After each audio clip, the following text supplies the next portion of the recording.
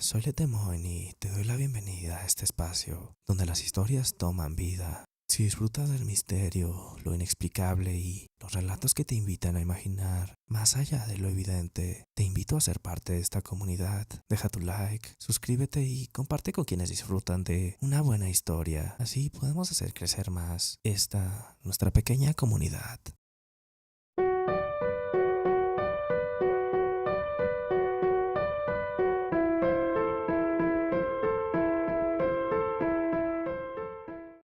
La carretera federal que une Veracruz con Oaxaca serpentea entre montañas y valles oscuros, donde la niebla se desliza como dedos espectrales entre los árboles. Durante décadas, camioneros y viajeros han contado historias sobre un tramo en particular. A la altura del río Piedra Alta, los que se han atrevido a detenerse ahí juran haber escuchado un lamento profundo, un murmullo de agua y dolor. Javier, un conductor de tráiler con 20 años de experiencia, nunca había prestado atención a esas historias. En su mundo, las únicas preocupaciones eran los asaltantes y las lluvias torrenciales. Pero en una madrugada, sin luna, mientras cruzaba ese tramo, su motor falló. Salió de la cabina molesto, intentando llamar por radio. Nada, la señal no llegaba. En la lejanía, el río rugía con furia, como si algo quisiera escapar de sus entrañas.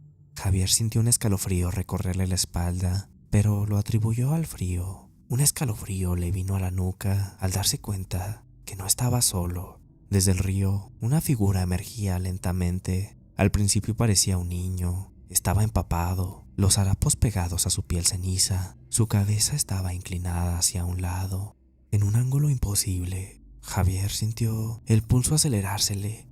«Señor», dijo la criatura con una voz rasposa y goteante, «¿me lleva a casa?» Javier dio un paso atrás. Cada centímetro de su instinto le decía que corriera, pero el niño se tambaleó hacia él, dejando un rastro de agua oscura en la tierra seca. Al acercarse, vio que su piel estaba hinchada, los ojos desprovistos de pupilas. «¿Dónde vives, niño?», preguntó, luchando por mantener la calma. El niño señaló el río. Javier tragó saliva. Miró de nuevo la corriente y vio más sombras en la orilla, pequeñas figuras con los ojos vacíos que lo observaban en silencio. El rumor del agua cambió. Ya no era un sonido de un río común, sino una letanía de lamentos, como si un coro de voces susurrara desde el fondo. Los niños dieron un paso al unísono. «Nos llevamos a los que no escuchan, señor», dijeron a la vez. Javier se tambaleó, tratando de retroceder, pero algo le sujetó el tobillo. Miró hacia abajo y vio dedos pálidos, huesudos, saliendo del lodo. Tiraron de él con fuerza sobrehumana. Gritó, luchó, se aferró al asfalto con uñas y dientes, mientras las figuras infantiles lo arrastraban hacia la corriente. Su tráiler se convirtió en un punto lejano. La última imagen que tuvo fue la de un rostro emergiendo del agua, más viejo, más deforme, con la misma piel hinchada y grisácea. Su reflejo en los ojos le reveló la verdad. Él mismo, deformado, con la boca abierta en un grito eterno. Cuando amaneció, su tráiler seguía ahí, con la puerta del conductor abierta, de par en par, pero de Javier nunca se encontró ni un solo rastro, solo el rumor del río, incesante como si algo allí intentara gritar.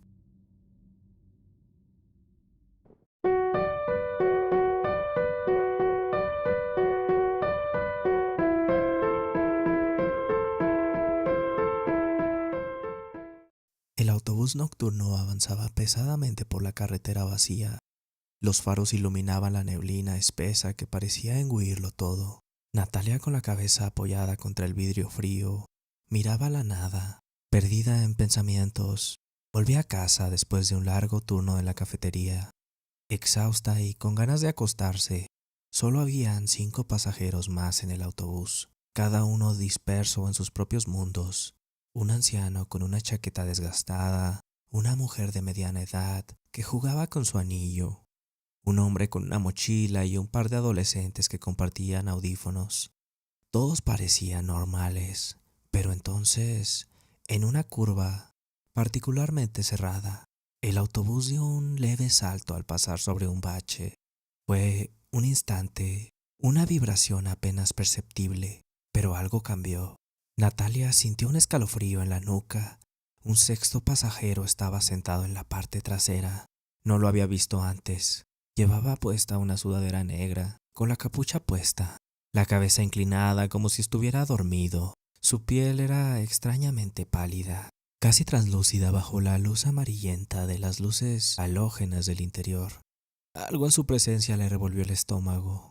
El autobús se detuvo en la siguiente parada. La mujer del anillo bajó apresuradamente sin mirar atrás. Entonces, Natalia notó algo. Cuando la puerta se cerró y el autobús siguió su camino, la figura en la parte trasera se había acercado 2 filas. Ella parpadeó. Se habría movido sin que lo notara. Quizá la vibración del autobús la engañó. Quizá no quiso alarmarse. Las paradas siguieron pasando. El anciano bajó. Luego los adolescentes. Cada vez que alguien descendía, el pasajero desconocido parecía estar más cerca. El autobús entró en un tramo de carretera sin paradas, un camino que Natalia conocía bien. Faltaban al menos 15 minutos para su destino. Miró al frente. Solo quedaban ella, el hombre de la mochila y el pasajero misterioso. Natalia tragó saliva. El hombre de la mochila tocó el timbre. El autobús se detuvo. Bajó sin prisa, sin notar nada raro. Las puertas se cerraron. Natalia sintió la piel erizarse.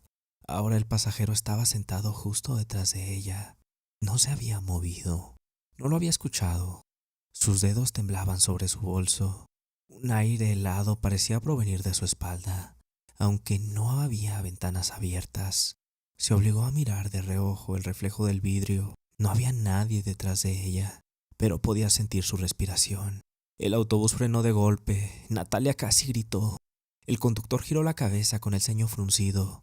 «Última parada», dijo. Natalia se levantó temblorosa y caminó hacia la salida, asegurándose de no mirar atrás.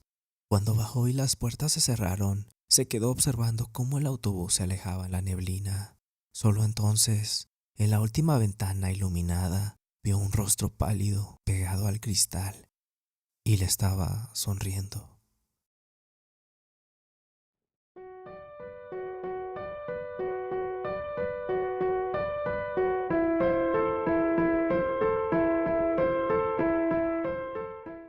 Mateo llevaba 2 horas conduciendo por un camino que no aparecía en los mapas. La carretera era angosta, con grietas que parecían abrirse más con cada kilómetro. El GPS había dejado de funcionar 20 minutos atrás y ahora solo le quedaba la opción de seguir adelante o dar vuelta y admitir que estaba perdido. No tenía señal, pero el viejo letrero oxidado al borde del camino indicaba que faltaban solo 5 kilómetros para llegar a San Isidro, un pueblo del que nunca había oído hablar. El problema era la niebla. Había aparecido de la nada y cubría el paisaje con una densidad que hacía imposible ver más allá de 2 metros. Encendió las luces altas, pero la bruma absorbía la luz como si tuviera vida propia.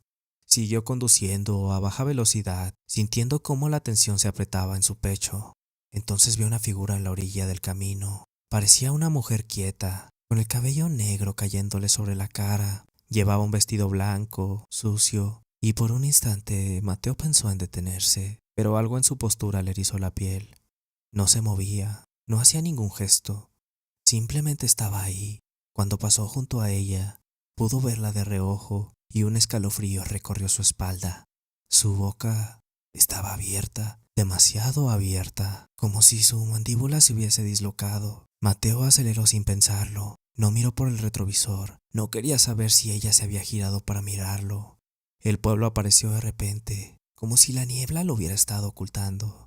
Las casas eran pequeñas, con fachadas agrietadas y techos de tejas rotas. La única luz provenía de una tienda al final de la calle principal. Mateo estacionó el auto y entró. Detrás del mostrador, un anciano de rostro surcado por arrugas le observó con una expresión neutra. «Buenas noches, joven. ¿Viene de la carretera?», preguntó el hombre, su voz tan baja que apenas era un susurro. «Sí, me perdí y, bueno, la niebla es horrible», respondió Mateo intentando sonar despreocupado.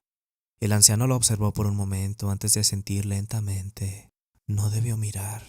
«¿Perdón?». Mateo sintió un escalofrío recorrer su nuca. «La mujer de la carretera», continuó el anciano sacando un viejo frasco de vidrio, lleno de algo que parecía sal. «No debió mirarla. No le gusta que la miren. Mateo sintió que la sangre le helaba las venas. No había mencionado a la mujer, pero el anciano lo sabía.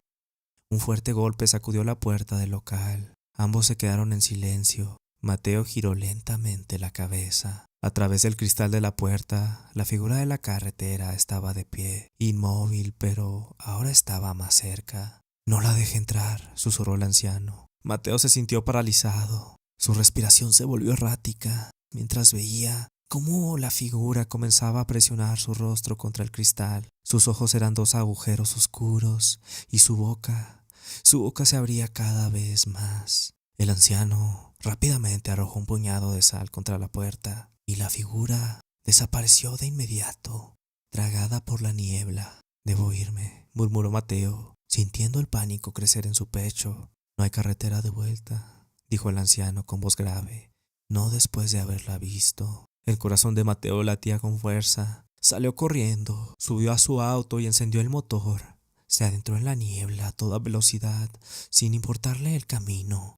Pero la niebla no desaparecía.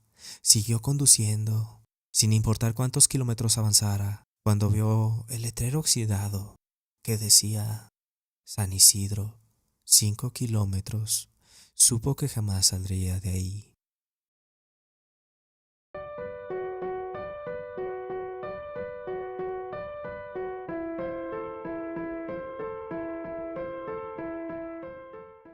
En las profundidades del desierto de Sonora, donde las noches son tan frías como el día es abrasador, existe un pueblo que no aparece en los mapas modernos. Sus habitantes lo llaman simplemente El Cruce. No hay carreteras que lleven hasta él, solo caminos de tierra que parecen aparecer y desaparecer con el viento.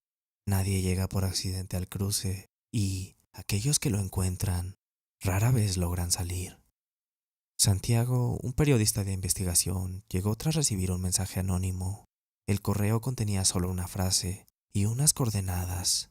Los que se fueron aún caminan. Intrigado, siguió las pistas hasta encontrar el pueblo en medio del desierto. Convenientemente este lugar le quedaba relativamente cerca, por lo que, intrigado, siguió la pista hasta encontrar el pueblo en medio del desierto. Al llegar notó algo extraño. Las casas estaban en buen estado, pero no había señales de vida. Puertas abiertas, comida servida en las mesas, juguetes dispersos en el suelo, como si todos hubieran desaparecido en un instante. Todo se mantenía como en el momento en el que todo desapareció. El sol se puso y la temperatura descendió bruscamente. Santiago encendió su linterna y exploró las calles vacías. Entonces lo vio, a lo lejos, en la penumbra, entre las casas. Sombras alargadas se movían en silencio.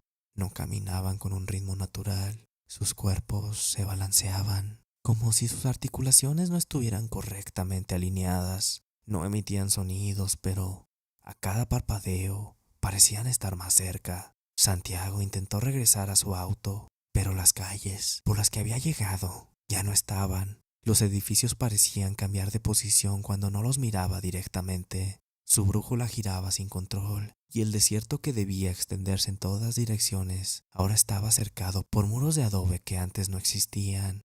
Se refugió en una iglesia al final de la calle principal. Dentro el aire era espeso, con olor a madera añejada, y algo más, algo ferroso. Sobre el altar había un libro abierto. Santiago lo hojeó con manos temblorosas y descubrió que cada página contenía nombres, cientos de ellos escritos con caligrafía cuidadosa.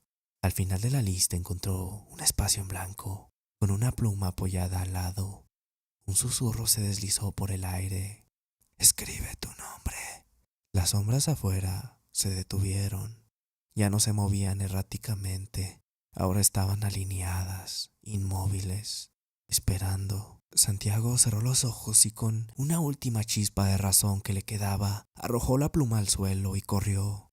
No supo cómo, pero al amanecer despertó fuera del pueblo, con la ropa cubierta de polvo y el libro aún en sus manos. Cuando lo abrió, el espacio en blanco, donde debía estar su nombre, ahora contenía otra inscripción, escrita con su propia letra. Yo me quedo, tú te vas. Sí termina esta historia, pero el misterio nunca se detiene. Si te gustó, no olvides dejar tu like y contarme en los comentarios qué te pareció. Me encantaría leer tus experiencias y opiniones. Si aún tienes ganas de más, en el canal hay muchas historias más esperándote. Atrévete a explorarlas.